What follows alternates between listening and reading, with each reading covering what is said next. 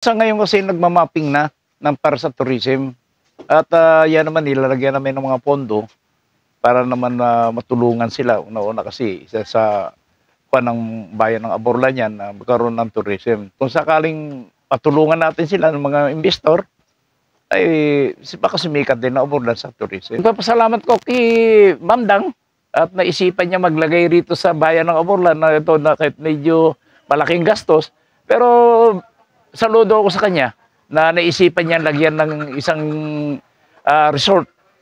Itong Tingman, na alam kong isa sa makikilala. Itong Tingman, dahil itong Tingman kasi, kaya nakita niyo, for simentado, dahil Torres kuha namin to eh. Isa sa mga identified na tourist sa area. Kaya nagpapasalamat ako sa kanya na sana mayroon pang mga ibang investor na maglakas loob na maglagay ng mga ganyang proyekto. Thank you.